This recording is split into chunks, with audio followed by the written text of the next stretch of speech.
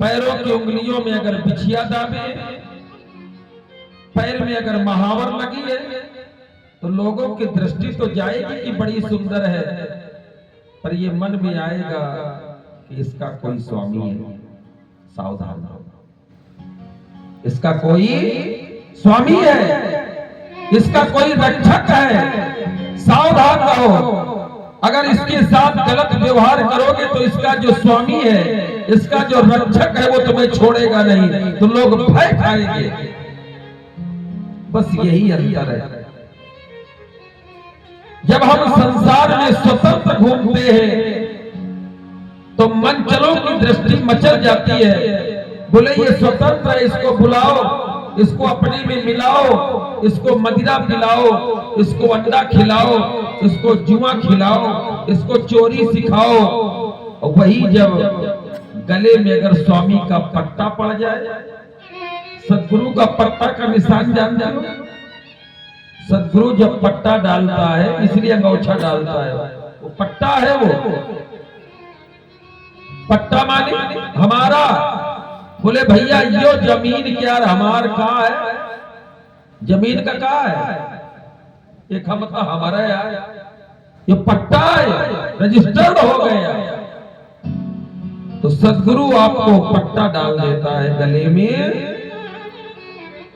और वो पहचान दे देता है। आज के बाद अगर आप ब्राह्मण हैं तो पैंट शर्ट पहनना बंद कर दे। अरे महाराज ऑफिस कैसे जाएंगे, कोई बात नहीं, जब पूजा करना, मेरे मंत्र का जाप करना, उतनी देर ये परिधान बदल देना, ठीक है महाराज। पहली पहचान।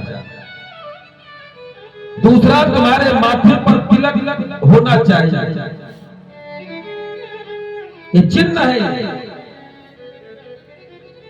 तीसरी पहचान, जैसे वो कुंवारी कन्या, जवान कन्या मार्ग में जा रही है, लोगों की दृष्टि पड़ी, कोई अपनी ओर खींच रहा, कोई अपनी ओर खींच रहा। इसी तरह से हम जब बिना पट्टे के रहते हैं तो लोग अपनी अपनी ओर खींचते हैं। जुआड़ी अपनी ओर खींचता है, शराबी अपनी ओर खींचता है, चुगलखोर अपनी ओर खींचता है, खींचते हैं।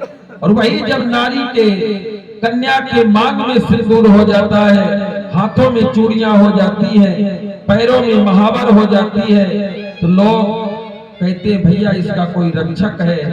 वही सदगुरु जब तुम्हें चिन्ह देता है, कहता है माथे पर तिलक होना चाहिए, शिखा बंधन होना चाहिए, कंधे पर जनेऊ होना चाहिए, तुम्हारे मुख में राम राम होना चाहिए, तुम्हारे हाथ में तुलसी माला होना चाहिए। और उस समय जब तुम निकलोगे समाज में, तो वो जो मंचले अपनी अपनी ओर खींच रहे थे, वो सावधान हो जाएगा, अरे इसका तो कोई रक्षक है, इसका तो कोई स्वामी है। अगर ऐसा व्यवहार करेंगे तो गड़बड़ होगा। हिम्मत नहीं पड़ेगी उन लोगों की जो आपसे कहें कि चलो भैया एक एक गिलास दोनों जने लगा ली जाए, आज होली का त्योहार है। पड़ेगी हिम्मत, क्योंकि वो परिधान से सदगुरु ने तुम्हें अलंकृत कर दिया, तुम रजिस्टर्ड हो गए।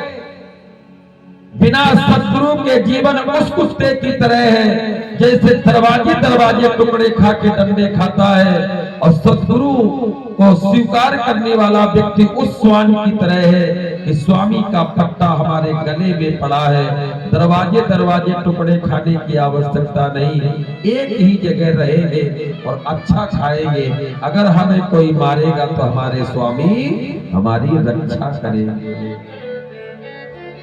तो मैं त्रिभुवन गुरु वेद बखान, ये है सदगुरु। तो एक होता है शिक्षा गुरु और एक होता है दीक्षा गुरु। दीक्षा तब ली जाती है जब हम अपने आप में मजबूत हो जाते हैं। सदगुरु कहता है आज के बाद तामसी भोजन नहीं करोगे, आज के बाद अमल पदार्थ नहीं लोगे, जीव कहता है महाराज 25 साल से खा पी रहे हैं, जल्दी नहीं छूटेगा। कोई बात नहीं, धीरे धीरे छोड़ने का प्रयास करें। उसने पट्टा बांध दिया है तुम्हारे गले में, अब तुम लावारिस नहीं हो। अब दरवाजे दरवाजे तुम्हें ठोकर खाने की आवश्यकता नहीं है। तुम्हें जो चाहिए बताओ, मैं दे रहा हूं। स्वामी क्या कहता है कि तेरे गले में मैंने पट्टा बांध दिया, जो चाहिए मुझसे बता, किसी दरवाजे पर मत जाना, डंडा नहीं खाना तुझे।